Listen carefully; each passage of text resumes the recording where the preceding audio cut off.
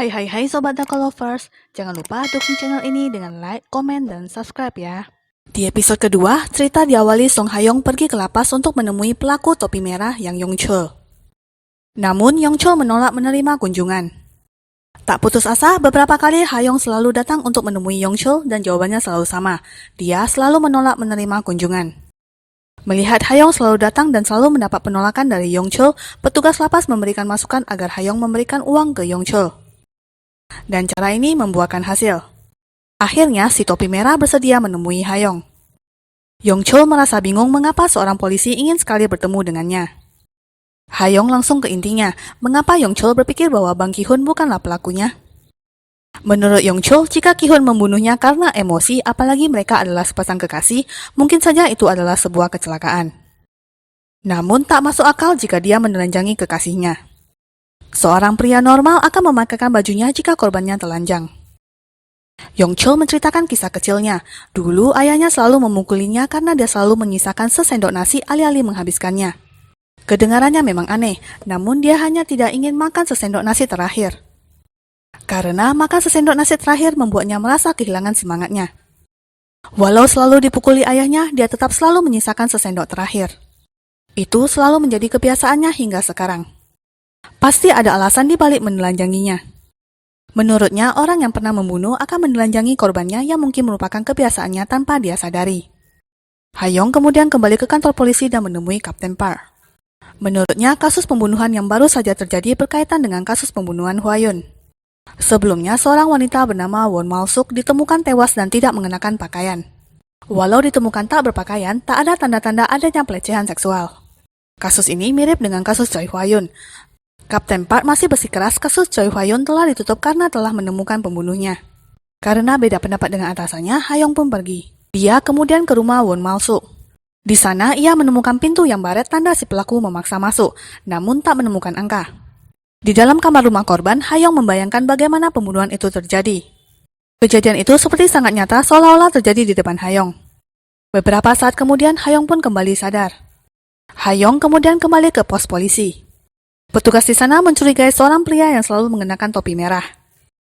Walau si topi merah telah tertangkap, tetap saja pria itu tampak mencurigakan. Ha-young pun pergi menemui pria itu.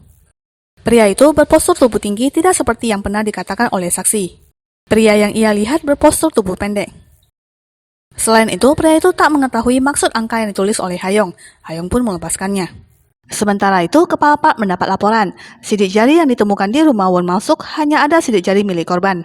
Kini Kepala Park mulai ragu. Dia teringat perkataan Ha-young tentang kemiripan kasus ini dengan kasus Choi Hwa-yoon. Keesokannya, Ko Young-soo masih memujuk Inspektur Bae Jung-sik dan Inspektur Hyo Gil-pyo untuk membentuk Departemen Analis Perilaku Kriminal. Menurutnya, tim ini akan berguna di kemudian hari. Namun, Inspektur Bae dan Inspektur Hyo masih tak menyetujuinya. Di lapas, lagi-lagi Ha-young datang mengunjungi Yong-chul. Ha-young masih tidak mengerti jika korban dilucuti pakaiannya, mengapa tidak ada tanda-tanda kekerasan seksual. Dia ingin mendengar pendapat Yong-chul. Menurut Yong-chul, pria itu sepertinya terobsesi menelanjangi korbannya. Ha-young kembali ke kantor polisi. Kapten Park menerima laporan jika Ha-young pergi ke lapas untuk menemui Yong-chul dan bahkan memberikannya uang. Tentu ini membuat Kapten Park marah karena merasa telah dipermalukan. Bagaimana bisa seorang detektif bertanya pendapat seorang kriminal? Namun bagi Ha-young, dia memiliki alasan yang kuat untuk menemui Yong-chul. Dia ingin mengetahui cara pikir seorang penjahat. Tentu alasan ini semakin membuat amarah Kapten Park meledak. Ha-young semakin yakin pelaku kasus Choi Hwa-yoon dan Won Mal-suk adalah orang yang sama, karena pelaku tidak bisa menghilangkan kebiasaannya untuk melepaskan seluruh pakaian korban. Dan Ha-young bertekad untuk menangkap pelakunya. Hari-hari berikutnya, Ha-young mulai mencari pelaku pembunuhan Won Mal-suk dari daftar mantan napi perampokan dan pemerkosaan. Dia bersama rekannya mulai mendatangi mereka satu persatu untuk menanyakan alibi mereka. Namun Ha-young dan rekannya malah mendapat perlakuan yang kurang baik dari para mantan napi. Dan pada akhirnya usaha Ha-young sia-sia, dia masih belum menemukan pelakunya. Ha-young kembali menemui Yong-chul. Kali ini Yong-chul tak mau memberikannya pendapat secara gratis lagi. Ia meminta Ha-young untuk menyetorkan uang kepadanya. Karena telah mendapat teguran dari Kapten Park, Ha-young tak mau memberikannya. Sementara itu di kantor polisi, mereka menangkap Cho Kang-mu. Kang-mu kedapatan sedang membobol rumah seorang warga. Dan menurut keterangan saksi, Kang-mu membawa pisau di sakunya. Namun setelah diperiksa, Kang-mu hanya membawa sebuah gunting. Di saat bersamaan, Ha-young kembali ke kantor polisi dan melihat Kang-mu sedang diinterogasi. Hayong menyadari ada bekas mengenakan topi di rambut kamu. Namun topi itu telah hilang saat menuju ke kantor polisi. Hayong juga menanyakan tinggi badan kamu. Tinggi badannya hanya 167 cm. Hayong teringat perkataan saksi yang mengatakan pria yang mengikuti Hwayun malam itu bertubuh pendek seperti seorang wanita. Dia mulai mencurigai kamu. Dia pun meminta rekannya untuk mengidentifikasi sidik jarinya. Hayong mulai menginterogasi kamu di ruangan terpisah. Kamu diminta untuk menuliskan kenapa dan bagaimana dia bisa masuk ke rumah itu. Di luar, Kapten Pak mulai ragu dengan tuduhannya ke Bang Ki-hun, apalagi saksi pernah mengatakan pria topi merah bertubuh pendek. Dia juga meminta tim forensik untuk memeriksa tes sidik jari dari kamu secepatnya. Kembali ke ruang interogasi. Saat kamu masih menulis, Hayong terus bertanya dengan pertanyaan menjebak, dan beberapa kali kamu masuk ke dalam jebakan pertanyaan dari Hayong. Hayong juga yakin ini bukan pertama kalinya bagi kamu untuk membobol rumah orang. Hayong lalu bertanya, apakah kamu pernah ketahuan selain hari ini? Kamu secara spontan menjawab tidak. Ia sadar dia kembali masuk ke dalam jebakan pertanyaan Hayong. Hayong pun menyuruhnya untuk menuliskan di mana saja rumah yang pernah ia bobol. Hayong melihat data informasi dari Kangmu. Kangmu hanya tinggal bersama neneknya sejak ia berumur 10 tahun. Ibunya kabur dan ayahnya meninggalkannya.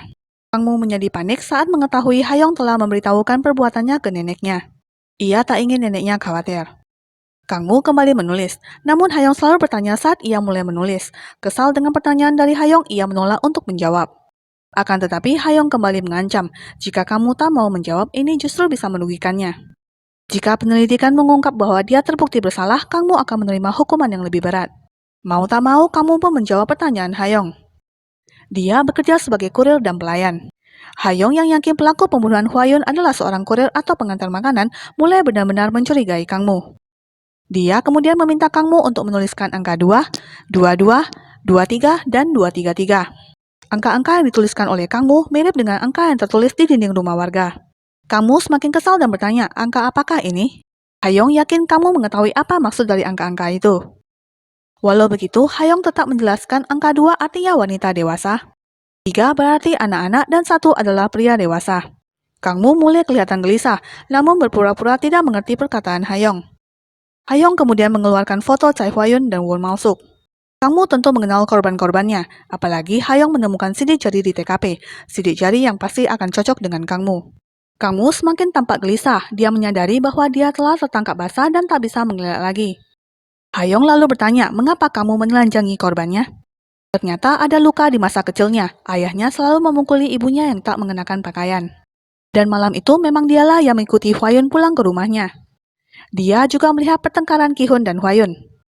Ketika Ki-hun pergi meninggalkan Hwayun, saat itulah dia keluar dan langsung mencekik Hwayun hingga tewas. Atas pengakuannya, akhirnya kamu resmi ditangkap atas pembunuhan. Keesokannya, hasil sidik jari sudah keluar. Sidik jari tidak dikenal di rumah Hwayun adalah milik dari Cho Kangmu. Media pun mulai meliput kejadian ini. Akhirnya, pembunuh sebenarnya dari Cho Hwayun dan Won Mal-suk telah tertangkap. Media juga menanyakan nasib Bang Ki-hun. Karena kesalahan tuduhan kepada Bang Ki-hun, publik mulai marah. Mereka menuntut kebenaran dan polisi yang memaksa Bang Ki-hun untuk mendapatkan pengakuan palsu harus minta maaf. Sementara itu, di kantor polisi tiba-tiba sibuk dengan dering telepon. Publik mencari keberadaan polisi yang telah memaksa Bang Ki-hun. Mereka juga menuntut pengunduran diri darinya. Tak berapa lama kemudian, seorang reporter bernama Im Musik datang dan ingin bertemu dengan Song Hayong. Namun saat itu Hayong sedang tak berada di tempat. Reporter Im ingin mengkonfirmasi apakah benar detektif Song Hayong mendapat bantuan dari Yang Yong-chul di penjara. Berita tersebut lagi-lagi membuat publik semakin marah. Dari seorang detektif yang salah menuduh orang yang tidak bersalah, hingga detektif yang meminta bantuan dari seorang kriminal Yang Yong-chul untuk menangkap pelaku kejahatan dan bahkan dia memberikannya uang.